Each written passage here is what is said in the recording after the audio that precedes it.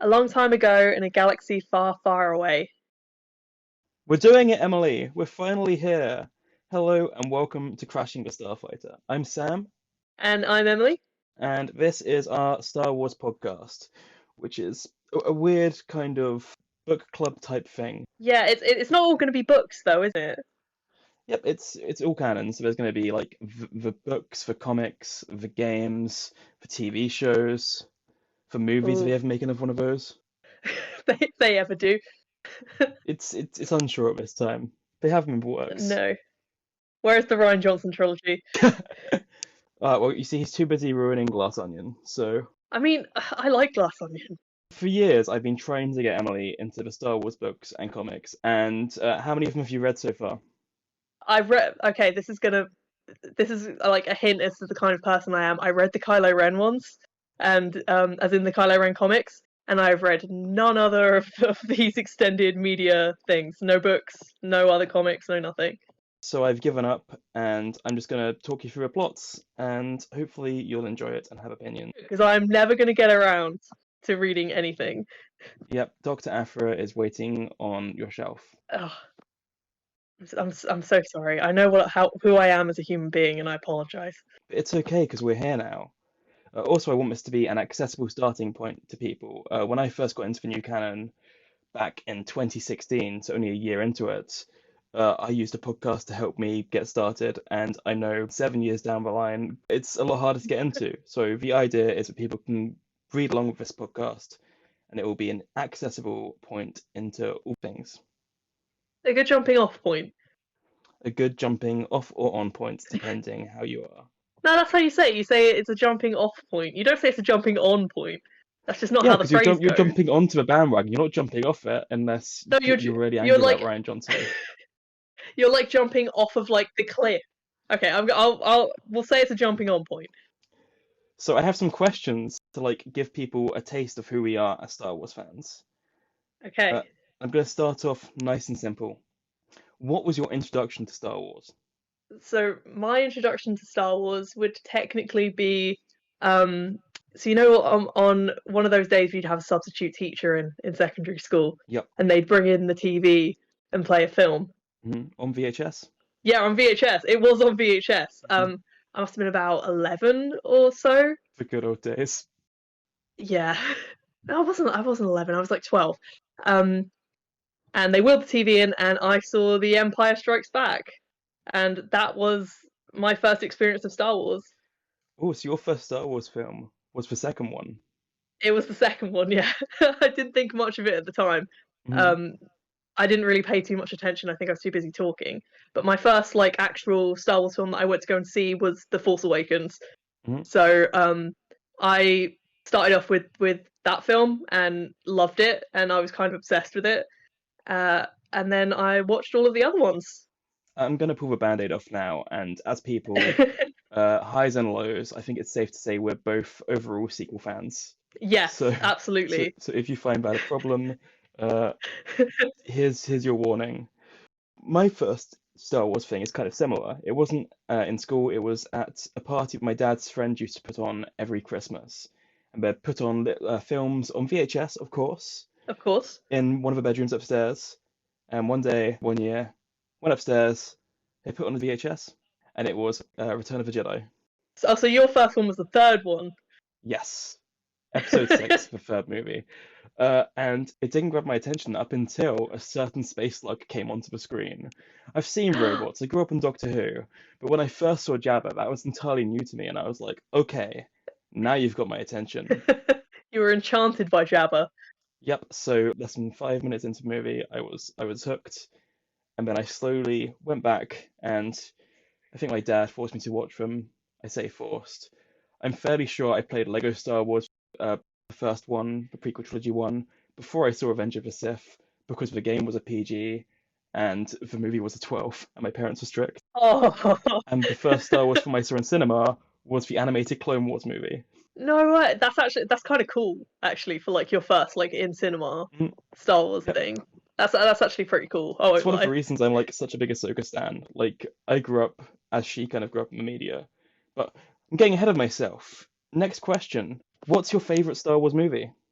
Okay. So I'm really glad that you left a disclaimer about the sequel trilogy before this, because my favorite Star Wars movie is The Last Jedi. Do you want to know something? Yeah. It's my favorite too. Whoa! No way, bro. Yeah, it's a good film. It's a fantastic film. It works. It just It works. does. It just works. And Mhm. honestly, I mean, my second favorite is Empire. I'll put that out there as well. But I think The Last Jedi does something for me that like no Mhm. other Star. It's just it's not different, but it Mhm. is kind of like the best of Star Wars in my opinion, kind of distilled Yep. into one thing. I don't know how better to describe it than that. I'm very sorry. It's more about the idea of Star Wars than Yeah, actual Star Wars itself, if that makes sense. Like it's I more think about that makes sense. why these wars are going on, the ideology of the Jedi, um, Yeah, why people fight, and less about I like it. family drama. That's still in there, but Oh no, that's still in there. Absolutely, that's still in there. But I just like the fact that they kind of it's a little bit deeper, I think, kind of than Star Wars mhm. can get sometimes. And I feel like Yep. people are going to crucify me saying this. I feel like the things that the characters do in The Last Jedi make a lot more sense than they do in It's some of the other Star Wars movies. and the If reason you I know what I think this mean? is because in The Last Jedi, all the heroes are trying to do in every moment what they think the best choices on the limited information. Yeah, They don't have the script. They have no idea what's going to happen.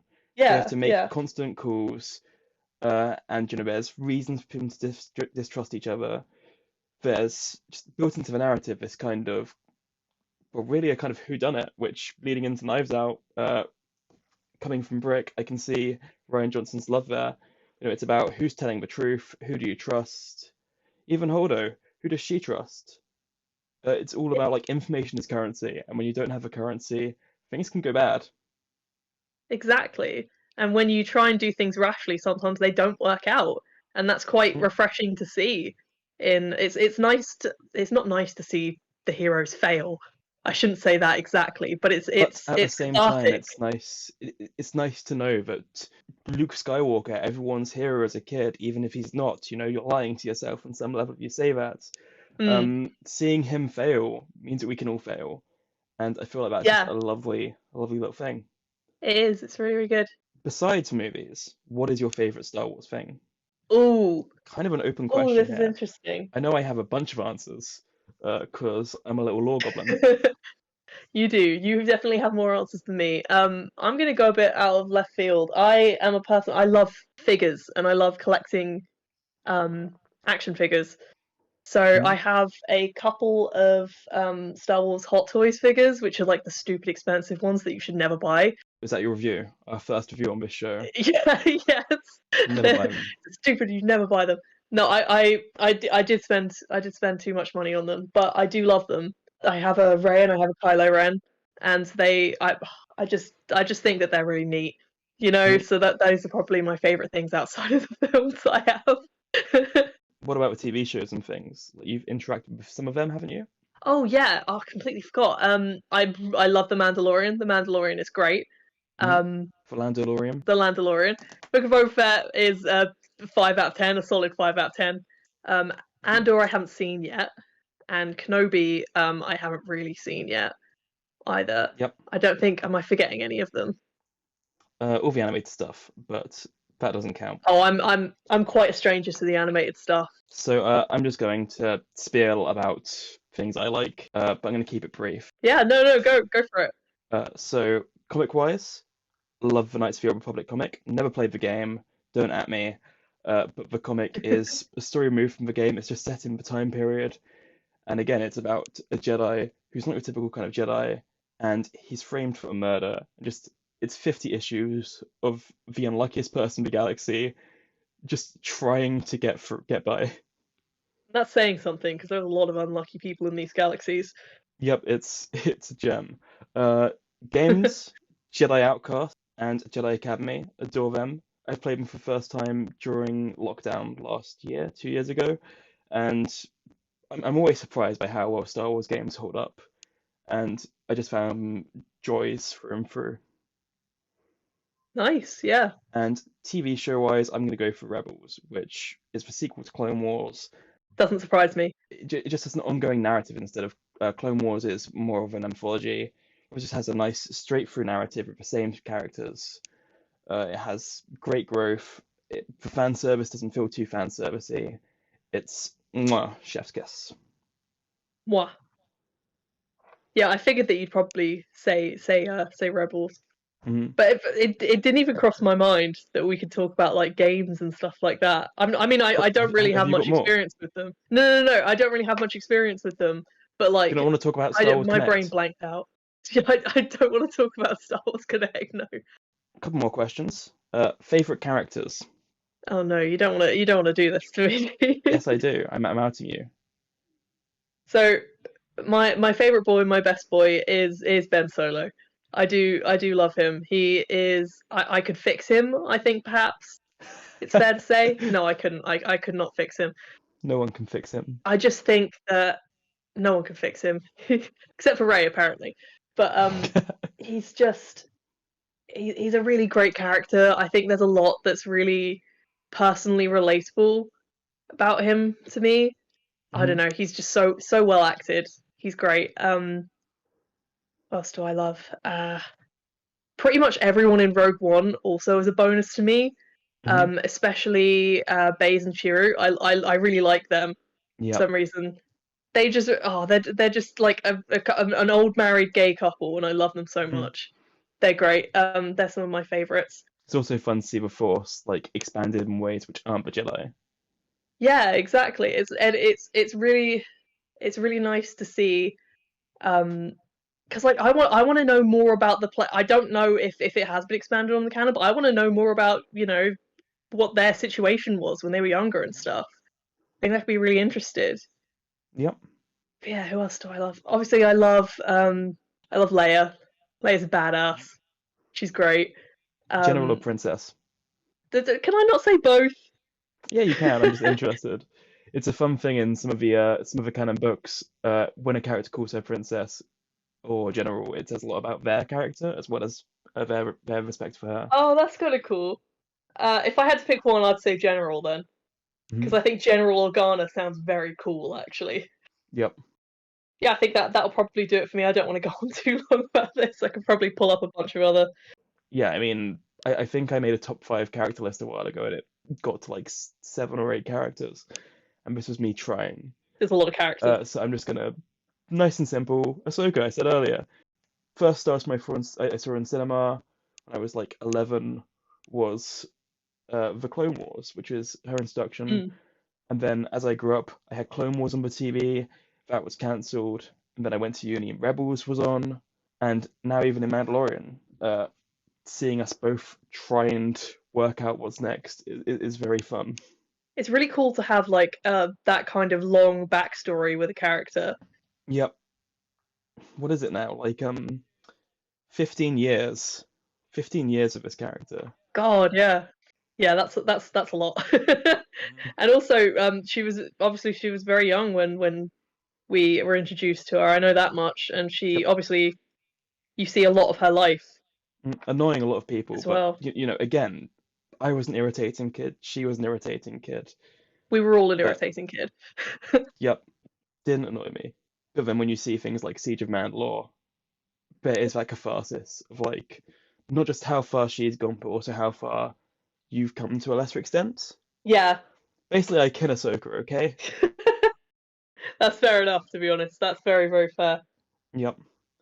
And the last question I have on the list, which is going to be very pertinent for this conversation. Do you know the difference between Star Wars canon and Star Wars Legends? Okay, I'm gonna tentatively try and say that I think that the Star Wars Legends is the old stuff that was before Disney came in. So the old stuff, so like the old books and things like Mara Jade and all that. Yep. You know, they were all from Legends, and they're considered non-canon anymore because Disney came in and they were like, "Now we are going to rewrite all of this, and we're going to borrow some stuff." but we're compiling a new Yep, canon basically. there is some truth in legends. Is that kind of what it is? Yep, so things considered legends are basically anything before the Disney buyout. There are a few things where it's kind of like a grey area, like they came out after Disney buyout, but still considered legends. Things that were in production before the Disney buyout or came out before it, which are now considered canon. But yes, pretty much the case. Basically, for this podcast, we're going to focus on the canon stuff. So post 2015, well, 2014 in some cases, the stuff produced under Disney. Hey. That doesn't say that we won't talk about the old stuff, because I am slowly making my way through that now as well, because I have no life besides Star Wars. But yeah, it's the Disney stuff is what we're going to focus on. That's kind of helping us to limit some things as well because there's many years worth of material there as well that would take us maybe the rest of our lives to podcast through. Yep, it still already might, but they're never going to stop No, making it. the world could end, and I think Star Wars would probably still happen. hmm Anyway, I'm now going to cut away so I can tell you what we have coming up. So, soon after this episode, in the next couple of days, you can expect an episode on the 2015 novel by Claudia Gray, Lost Stars. This was the first young adult novel in Star Wars canon, and I'm excited to revisit it because it's the first Star Wars book I read. After that, in about 2 weeks' time, we're going to be looking at the two 2015 comic miniseries, Princess Leia and Chewbacca. So, look forward to those. The plan is to roughly try and release an episode every 2 weeks. We lead busy lives, so I'm not sure how well we'll stick to that, but that's my plan. A good plan. Okay, and now I have one last question before we go, but this one I don't want you to answer now. This is a question for you and the audience, and at the beginning of the next episode, I'm going to get you to answer it. Oh, I like this. Okay, let's go. What does BBY stand for? PPY. Okay, I'll think about it. Okay, so I've been Sam. And I've been Emily. See you next time. Thank you for tuning in. Bye. Bye. If you enjoyed this podcast and want to get in touch with feedback, answering the questions for yourself, or any other reason, feel free to contact us. You can find us on Instagram at Crashing the Starfighter, one word, or you can email us, crashingthestarfighter@gmail.com.